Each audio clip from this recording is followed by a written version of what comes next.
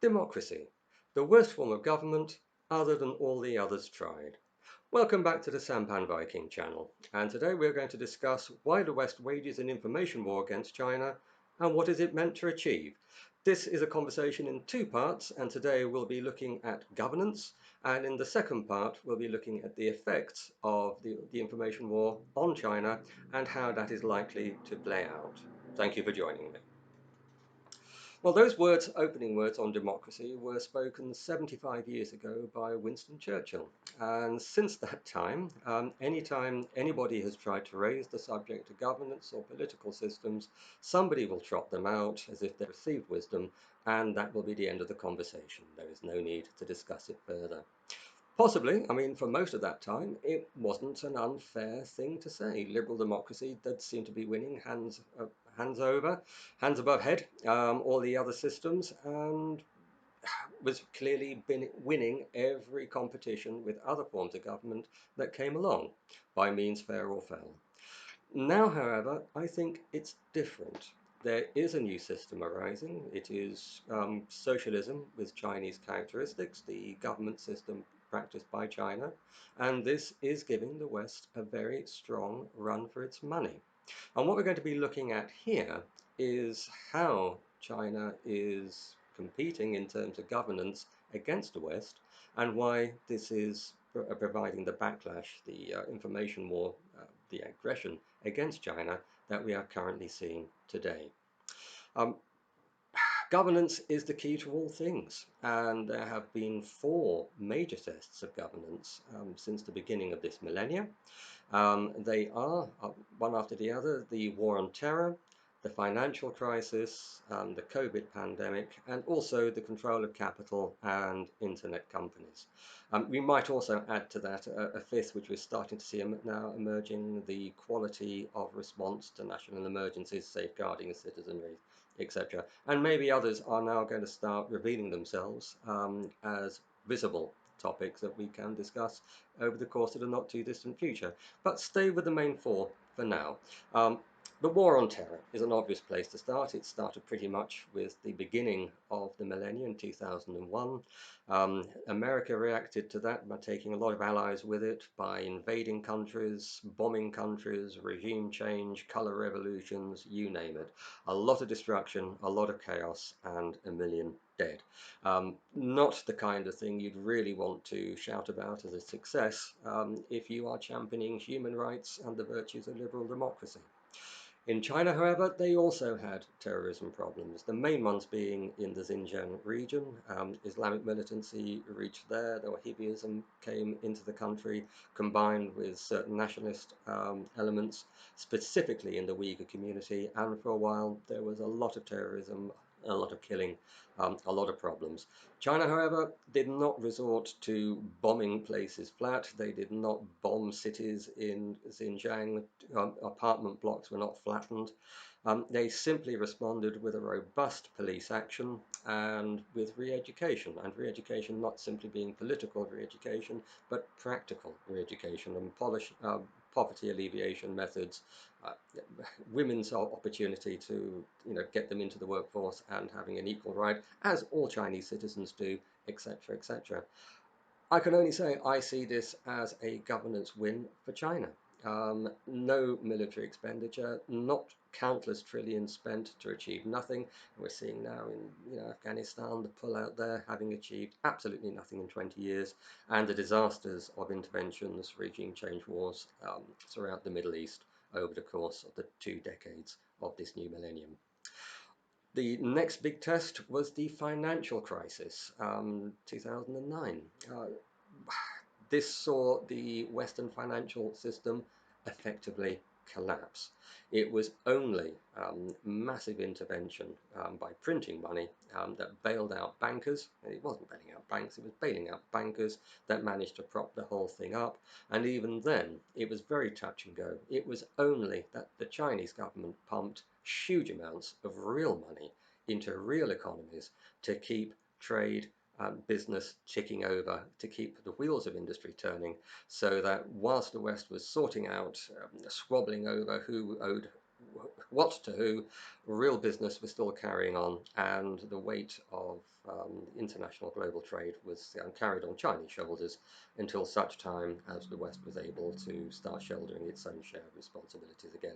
But for the ordinary bods, this financial crisis is still going on. We are picking up the tab, and we will do, our children will do, our grandchildren will do. This is not going to go away anytime soon. It's a major blow and a major expense. Again, a big blow being paid by us in the West. It's not being shouldered by the taxpayers in the East, certainly not in China. So again, in this round, governance, the victory goes to China. They provided the better governance to steer through this particular crisis, and arguably, had they would never have gotten to this position in the first place, which caused the actual crisis to occur. So you could even say that's a double victory for governance with China. The third obvious candidate is the pandemic. Now, whether or not you go for the official version, which it started in Wuhan in December 2019, or you look at the weight of evidence that takes it back to the United States to the summer, July of 2019, it doesn't really matter for this, because the point is that this is how people reacted, this is how governments reacted as soon as the virus was identified and recognized as a major threat. China, as soon as it saw that it had a new coronavirus, a new highly infectious disease on its territory, closed down everything. And within a few months, national lockdown became back to local lockdowns, and within a few months after that, the entire country was pretty much back to normal. They had the occasional outbreak where they locked down cities or districts within cities. These are usually cases introduced from overseas. But overall, the vast majority of the people in China, the vast majority of the time, are going about their lives pretty much as per normal. Nothing, of course, could be said for that in the West. The West, despite having plenty of warning, lost control of the situation right from the word go, and only now, after multiple lockdowns, after massive public expenditure again, and now only the vaccination program is offering any hope of being able to return to normal. And as I record this, we are in a situation where supposedly we are going back to normal here in the UK, but cases are rising, and a lot of scientific voices oft are saying that this does not presage well, and it may well result in yet another lockdown before too long down the road, irrespective of what our political masters would like. I don't think anybody can doubt that in terms of handling the pandemic, in terms of the lives lost, the livelihoods not lost, and the economic damage not done, it goes to China. Definitely better governance in terms of how to respond to these terms of an epidemic. Which then takes us to the final bit that I'm going to use today, which is the control of capital and the control of the data collecting methods of internet companies, and the taxing of internet companies, and the responsibilities of internet companies, but capital in general. In the West, I think there's very little doubt. The needs and wants of capital are treated as paramount. Internet companies, despite a lot of tutting and furring, don't really get chastised a huge amount. They are left to do pretty much what they want.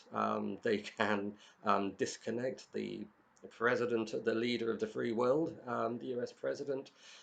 They can they are basically out of control. They are a law to themselves, and this leads us to reflect that we are led in the West mainly by people whose background are as lawyers or lobbyists, people who for a living represent others, and it is hardly therefore a surprise when you are led to suspect that the people that lead us are in fact there representing others, and not the interests of the normal people in the country, but the special interests, the people that can afford expensive lawyers, lobbyists, and all the rest of it. In other words, big capital, including internet companies.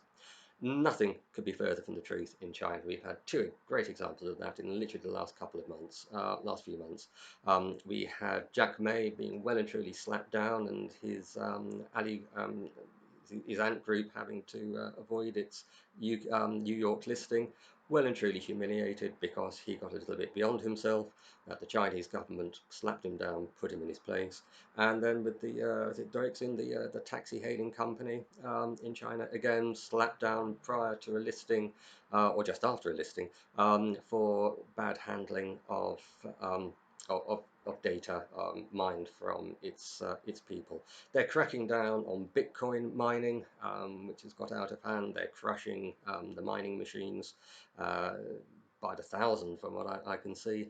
And even today, just before I sat down to record this, there was an article saying how the regulators were really sinking their teeth into internet companies for use of children, and not just the obvious ones, child pornography and child abuse, but things where you be using children for emotive purposes, money raising causes, all the rest of it.